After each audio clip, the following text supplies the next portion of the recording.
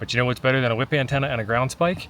How about a set of coil-resonant verticals that you can mount on a tripod that fits in the palm of your hand? Let's take a look at this one today from Gabil Radio. What I got for you is the GR HF750T, and it comes with a short whip and 1, 2, 3, 4, 5, 6, 7, 8 coils. And out of these, this one does 28 and 29, and this one does 50 and 2 meters. I'm gonna try out that 2 meters thing in a different video. But if you take a look inside, you get instructions, which, you know, we don't normally need instructions, but we might because it has the length of the element that you're supposed to use for each different coil. And then let's say I wanna go on 40 meters. I have the 40 meter coil, which isn't even the size of a hot dog. And then I have this whip that goes with it. And the two of them together, like I said, they fit in the palm of my hand. This is crazy. So what I have is the Gabil antenna tripod stand, and I have my Counterpoise setup, because y'all know antennas need counterpoise, right? And for the Gabil tripod, the one that I have has the SO239 adapter, but it also has a 3/8-24 adapter, and I think it has a BNC adapter. But I reached into my bag of tricks and I got out an SO239 to BNC adapter, and so these coils will fit directly on here. And then we'll put the whip on top, and that's good. And now let's take a look at those lengths. Our instructions here say for 7.1 megahertz, we want a length of element of 1070 millimeters, and I don't speak millimeters. So what I have instead for you here is my phone with a unit converter. 1070 millimeters is 42.125984252 inches, or 42 and some change. So we're gonna do 42 and some change. And realistically, the some change part doesn't actually matter all that much, because where you are in your location with your ground conditions and your foliage nearby, it's going to be different than 1070 millimeters. But 1070 millimeters is going to get you close, and then we're going to tune it up a little bit, so I'll show you how to do that too. What I really should do is find a tape like this that is in centimeters or millimeters and make my life a little tiny bit easier. But this is the antenna tape from Radio Waves. And what's cool about this tape is it'll tell you things like 19 inches is a quarter wave on 148 megahertz, and then it'll tell you again a half wave, and then it'll give you a 10 meter loop, which would be 4 foot by 4 foot by 4 foot by 4 foot by 4 foot, get you a 10 meter loop. And there's 50 megahertz quarter wave and so on. And you can actually use the tape measure itself as your antenna. But what we need is 42 and a eighth-ish amount. So there we go with that. I'm gonna get the whip extended over here, and we're gonna figure it all out, and then we will come back when we get it to the right length, and I'll show you how to get it fine-tuned. All right, there's 42 and some change. And the total length of the whip itself is a little over 4 foot. It's 49 and a half or so. 50, call it 50 even, sure. Let's go back down to 42 and an eighth where we're supposed to be. I'm gonna put it at the bottom right here. And I think that might be it. So down one full section, and then about a half a section, right about there. Looks good. And today's radio of choice is the X6100 from Zygu. I'm gonna get this thing booted up, and we're gonna see where it falls in the band. Oh, it's loud. And while that's booting up, I'm in the near field of the antenna. I am sitting with one hand on the radio and one hand over here on the antenna, and that means that I am also part of the antenna. If you really wanted to do this, you should sit the antenna a little bit farther away, but I think I'm gonna be okay for today. All right, so step one is to tune the antenna down to 7100. And we're already getting some signals in there. We've got an S5 noise level. I'm gonna run the app button here, and I'm gonna run the SWR scan, and I'm gonna tell it to start. Actually, this radio automatically starts. But look at this. We're down 7100 already. We got a nice little dip right there. That's pretty good. And if I reach over, after we get out of there, if I reach over and I touch the antenna, ooh, look at that skyrocket. That's because I touched it. So that's not too bad at all. We've got a range of about 7100 to 7170. And then if we move the frequency a little bit, we would need to retune. And my battery's dying, so I need the W0AEZ extended battery pack here, and the USB-C PD trigger cable that's gonna get me the 12 volts that I need. So we'll plug into that.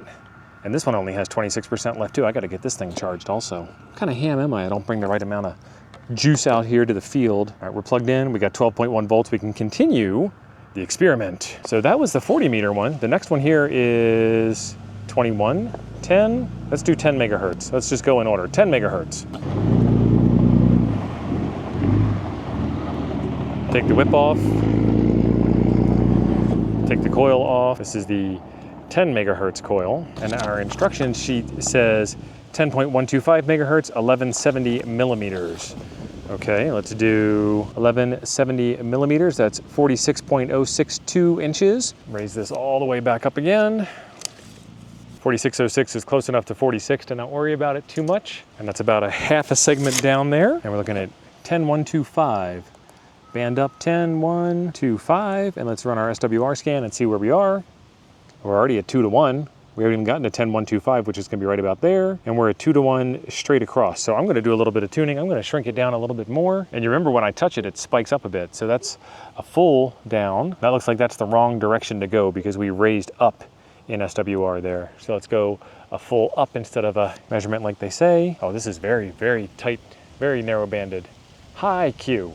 A little tiny dip right there, but statistically insignificant. Okay, so this one's not tuning in, but I bet we're close enough to get the automatic tuner inside the radio. Let me turn that on now. So the ATU is on. I will do a long press to make a tune. Let's see if it found a match.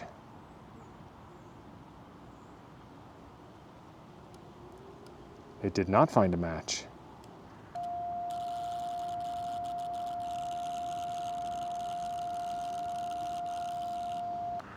Give it one more chance for good measure. Let's try it again. Okay, so now we found a better match that time. And that happens sometimes with auto tuners. All right, let's take this off and we'll do 20 meters next. There's the 10 meter coil. Put the 20 meter coil on. 1185 millimeters is 46.5. Let's get her tuned up. I'm gonna turn the tuner off so you can see the ATU light went away. They want this on 14175. There's 14175. Let's run a scan. We are below 2 to 1. And as we get to 14175, we're at 1 to 1 even. And a lot more broadbanded on this than it was on 30 megahertz, 30 meters, 10 megahertz. That's pretty good. So we'll switch over to the next one, which is 18 megahertz, 17 meters. Take her off, unplug the coil, plug in the new coil, get her all tuned up. All right, we want 18118. Run the scan. 1 to 1, flat across the band. I like it. Does that help any? Does that help any? Does that help any? Now I guess the reflection's right behind me. But we're 1 to 1 across the band, not even a touch of SWR on the meter up there. It's looking pretty good. So what I'm gonna do is I'm going to try the rest of these. We've got 21, 24, 29, and 50. And I'll show you the SWR plots. I won't show you all the measurements and swap out and stuff. You guys have seen that enough. You know what it looks like. All right, we want 21, 225. You can see the noise increase as we get close to 225. Let's run our scan. Oh, and we are doing nice and flat again. And I bet the higher we go up in bands, the better. There's a little bit of a touch of SWR when you go up there, but not really enough to mess with. But we're gonna mess with it anyway. Wow, that was a big change. All right, there we go. Starting to look a little bit better. We're getting into the too finicky to even notice segment here. We're below 2 to 1, 1.5 to 1, depending on where you are in the band. But definitely something you can do. And then also, we can touch it up a little bit, turn on the auto tuner, and tune it. Let's run that scan again. And we're flat. And so I really don't mind running the internal tuner with an antenna like this. We were talking with Wayne over at Elecraft, and he's got that AX1, AX2 antenna, and he says he runs the internal tuner on his K2 all the time whenever he's pretty close. And so what you're doing here is this is an inductor. This is a wrap of wire that goes around a form and creates some level of inductance. And then the radio's tuner has the ability to swap in inductors or capacitors as needed. Instead of just having a regular whip and running a tuner, I have a whip with a little bit of inductance already, and I'm adding either a little bit more inductance or a little bit of capacitance to just touch it up, just bring it right into shape, whip it into shape as it was. I'm gonna try another band for you. We're gonna keep on going, see how all of this goes. What we're doing is what's called characterizing an antenna. We're gonna see what we can do. If I really wanted to get in deep, I could tell you the beginning frequency and the end frequency with the whip fully extended and retracted and length of radials and all that jazz. But really, I like to make contacts more than I like to make arguments. And antennas like this make great contacts, and they also make really great arguments, because we can talk about efficiency and all kinds of stuff. But I want to get a park activated, and I want to be able to pack a station up and fit it in my pocket. And that's my goal. Your goal might be different, and that's totally okay. All right, this one is 24.94, 24.915, 24.94. We're gonna hit that SWR scan. And we are nice and flat. And you can see that the tuner is off again. Starts to go up a little bit towards the higher part of the band, but we can fix that by adjusting the whip up and down. All right, this one is 29 megahertz. Let's go up, go a long way up to the top of the band. And it just says 29 even, so that's where we'll go, is 29 even. SWR scan, and we're below 2 to 1.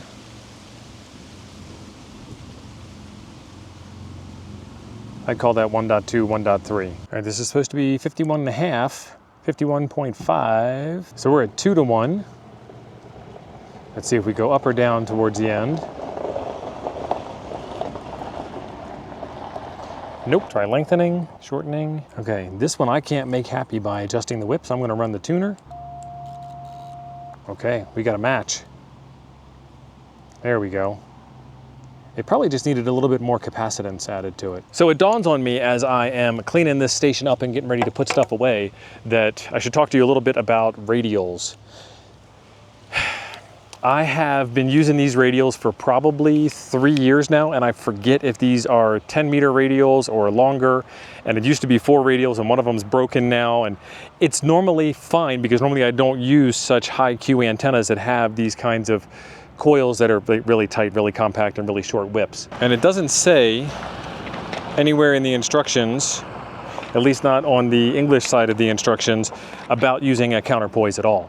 Your area, your condition, your soil, your foliage, etc., is going to affect how your antenna performs.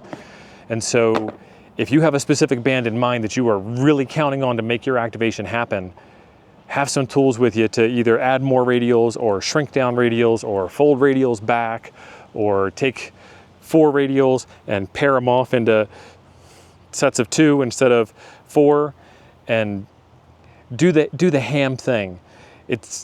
Antennas are always a little bit finicky. There's never an antenna that's going to work on every band perfectly all the time, every place in the country. And there's never a set of radials that's going to work with every antenna on every band in those same conditions also. So it's all about getting things configured to work with your station, and your station includes your antenna system, and your antenna system includes the ground and everything around you. So there's a little bit of a tip for you there. Probably why I wasn't able to get this thing working on 30 megahertz, 10 meters, but we got the tuner, we made it happen. Tuners are pretty cool, I like tuners. All right, that was 8 bands really quick. That's pretty cool. So I wanted to show you how this antenna worked. In a future video, we'll take it out, we'll try and get it on the air and make some contacts with it, but there was 8 different bands to try here, and this video is already getting a little bit long. What I'll do is I will leave a link in the description down below where you can get some more information on the station that I used today, including this antenna and the tripod and all kinds of other fun stuff. In the meantime, if you want a little more in-depth video on tuning these coils where the coil is adjustable, I've got a video for you right here that goes over that. Thanks for being awesome. I'll see you over there.